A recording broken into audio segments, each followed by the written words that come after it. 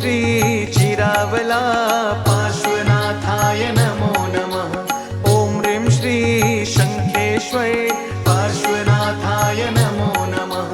ॐ ह्रीं श्री नाकोडा पार्श्वनाथाय नमो नमः।